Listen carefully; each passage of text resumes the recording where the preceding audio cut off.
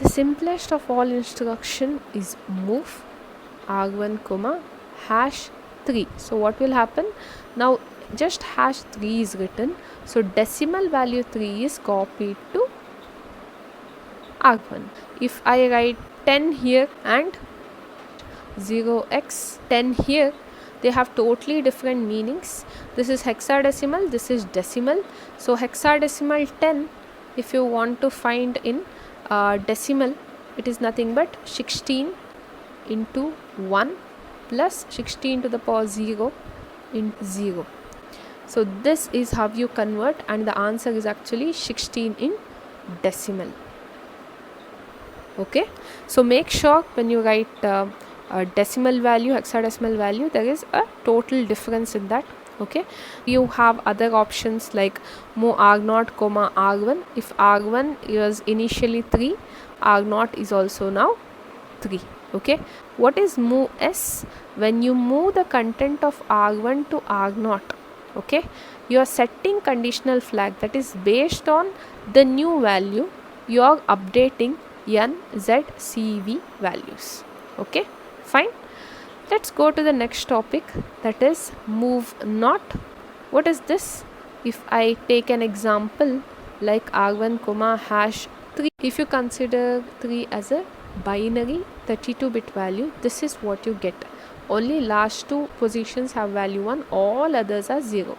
Now what do you mean by MVN arg1 comma hash 3? It means arg1 should be stored with 1's complement of 3. What is 1's complement of 3? That is, flip every bit position. If it is 1, write it as 0. If it is 1 here, 0. All other place you will have the answer as 1. And how do you write in hexadecimal? Okay, it will be 1, 2, 3, 4, 5, 6, 7. What is 1100? C. This is how hash 3 will be stored in hexadecimal format in the register arg1. Okay. So when you consider ARM arithmetic instructions, let's start with the easiest examples of all, which is add arg3 comma arg1 comma r2. So what exactly happens here? Content of arg1 is added with content of r2 and the result is stored in r3.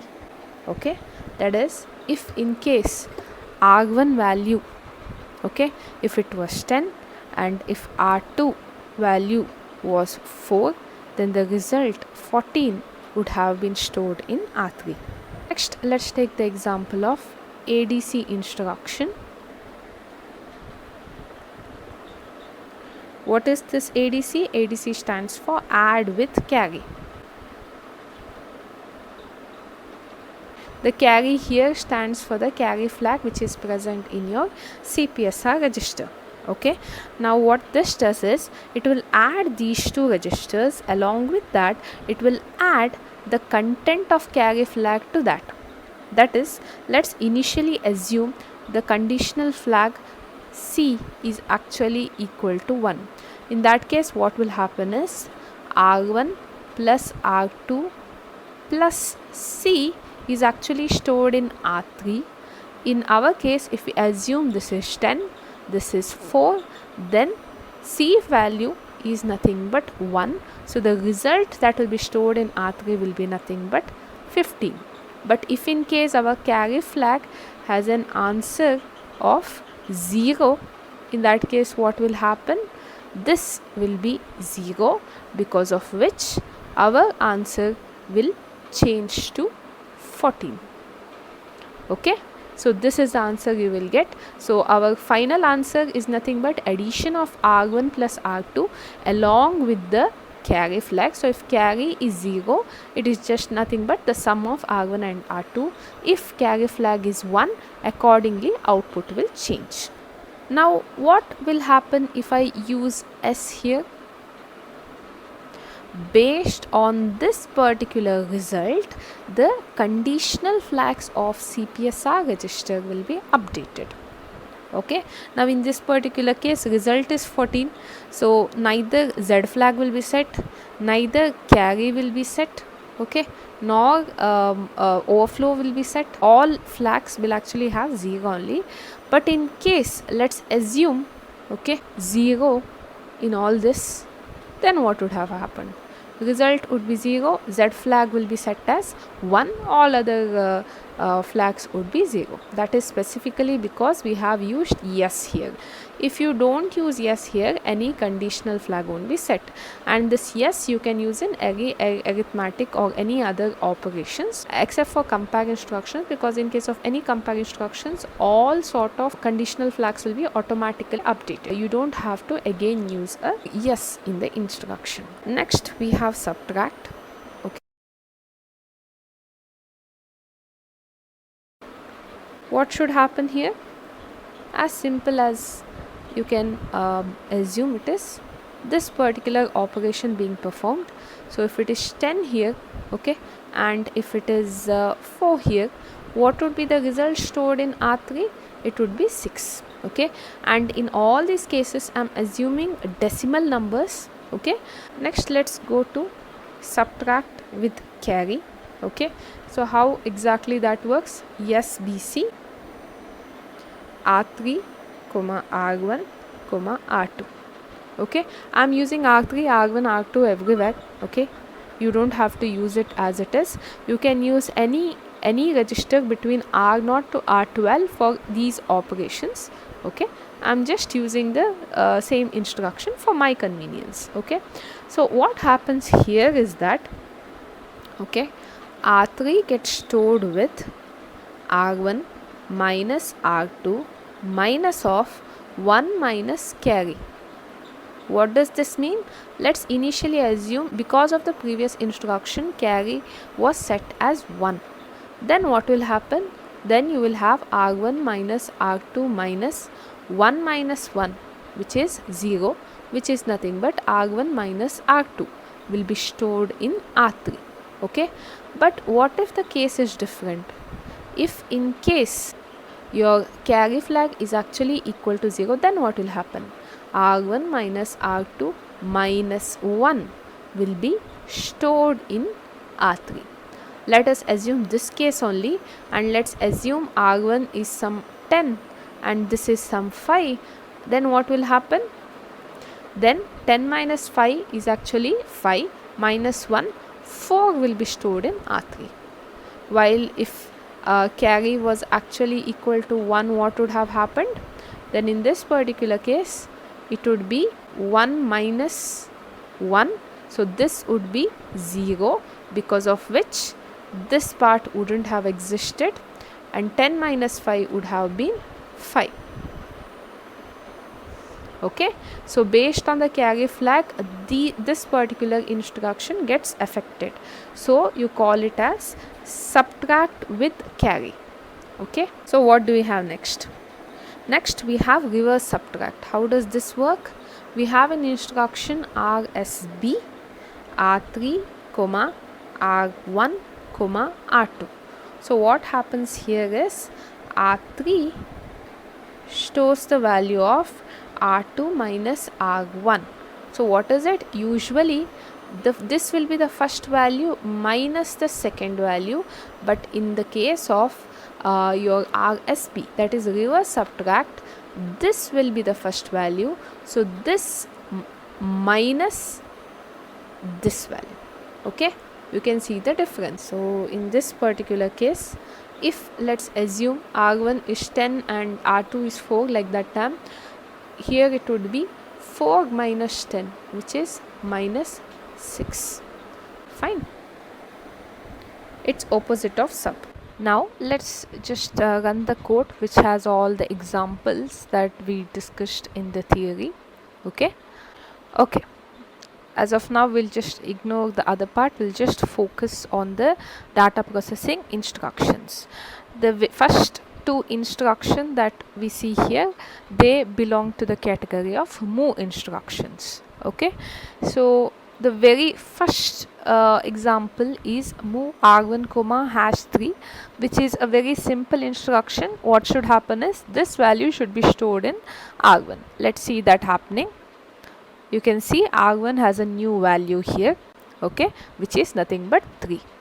But what about this particular instruction? We know that this value should be loaded in r1, but before that its complement should be taken. Now, okay, we will see what answer we will get here. Same answer is shown here. Here we are trying to perform arithmetic operation, and for that we will take a little larger value of r1 and r2. Okay, as we already saw in the format of data processing instructions, we need one register to store the result and two operands. Okay, fine. The data is computed. Fine. Now first register value I have taken as 10 in decimal and second as 4. Okay, now first let's take these values. As you see, 10 in hexadecimal is A and 4 is same in hexadecimal. So r1 r2 has the required data. Now as soon as we perform the next set of operations, r3 will be updated. Let's see the very first instruction, which is add r3 r1 r2. What should happen? 10 plus 4 is nothing but 14. If 14 is a value in decimal, what is it in hexadecimal? It is nothing but E. So this particular operation, result stored in r3 should be E. Okay, let's see what's happening here.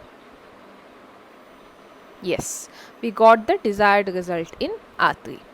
Next we are performing subtraction here. Okay, so what we have here, 10 and 4. What is 10 minus 4? It is nothing but 6. So value 6 should be loaded in r3. Let's see if that's happening. Yes. So what is happening here? We have r1, which is 10, and instead of taking one more register, we have taken a constant value, which is 3.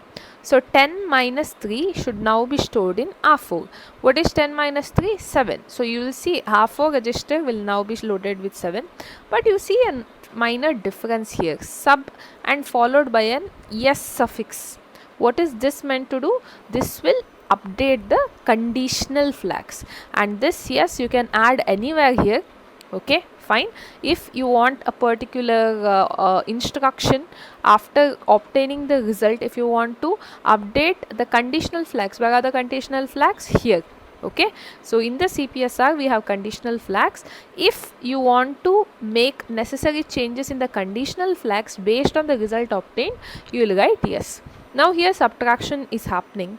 If 10 minus 3, it's a normal subtraction without any borrow. So when there is no borrow, immediately carry will be set as 1. That is one thing you should know in case of subtraction. Okay, you will see that even in comparison as we see later, but for now just remember, if subtraction is happening and if one value minus another value is happening, okay, and if the first value is greater than the second value, obviously there is no borrow, and borrow and carry are opposite in case of subtraction, because of which if borrow is actually generated, then carry will be 0. If borrow is not generated, then carry will be equal to 1. And all these changes happen in the CPSR only when after subtract you add a suffix yes. Okay, not only after this, you can add it for any of the operation. Okay, in order to update the conditional flags. Okay, now here 10 minus 3, 7 will be stored, and as I already told, since there is no borrow, this flag should be updated. Let's see if it's happening. If you see, r4 is 7 and carry is updated as 1. Okay, next, this actually I have written add again so that I can compare with the next important instruction, which is add with carry. What is r1 here? R1 is 10. What is r2 here? It is 4. Okay, so this add instruction will generate the same previous result, because add with carry will add r1 plus r2. Along with that, it will add the carry content, and result will be stored in r3. It is f. Why? Because 10 is r1, carry is 1, and r2 is nothing but 4. Since in hexadecimal 15 is nothing but f, this particular r3 is now nothing but f instead of e. What would have happened if in case there was no carry generated here? If carry was 0, in that particular case this result and this result would be same. Next, let's just continue. Okay, what is the next instruction we have? That is actually subtract with carry. I have additionally added this subtract here so that you can make out the difference. If it is normal subtraction, 10 minus 4 would be nothing but 6, right? Okay, and what will happen if it is subtract with carry?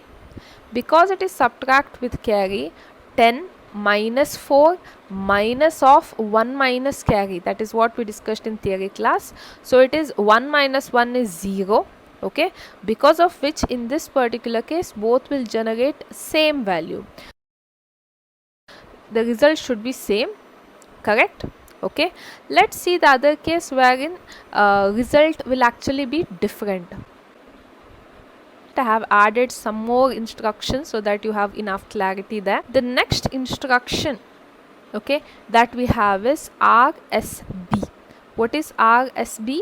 RSB is reverse subtract. Instead of R1 minus R2, we perform R2 minus R1. Now here R1 is 10, R2 is 4. What is 4 minus 10? Answer is minus 6. How will you write minus 6 in hexadecimal? Let's see what result you got. Okay, let's see if this particular answer is actually equivalent to minus 6. So what answer is given here? It is all 1 1 1 1. I'm just writing this in the binary conversion of the given value. Now we know how to convert a signed hexadecimal to decimal number. Very first thing is, because we converted into binary and we have checked the MSB, we know that this particular answer in decimal will be negative. How to convert this into your actual desired value here? For that, first you have to find 1's complement plus 1. Okay, I have made a separate video on that. You can check it for more information. So what is happening here? You have to find 1's complement, which is nothing but all will be 0 except for the place where there is 0 in the initial position. And now for this 1's complement, if we add plus 1, what is the answer? Now what is this value? It's actually 5. Plus 1 is nothing but 6. So if you substitute it here, answer is minus 6. Exactly what we have to obtain. Because we have set the conditional flag, what happens? Carry will be now updated as 0. If we didn't add yes here, what would have happened? Only this particular instruction has updated the conditional flag. All next instructions would not affect it. Okay, because it is subtract with carry, here what will happen? R1 minus R2 minus 1 minus carry. Because carry is 0, it is R1 minus R2 minus 1. Okay, now because of which what should be the result? It is 10 minus 4 minus 1, 5. Next to that we have add with carry. In case of add with carry, if carry is 0, what happens to the result? It is R1 plus R2 only. So let's see what's the result. R1 plus R2 is nothing but E.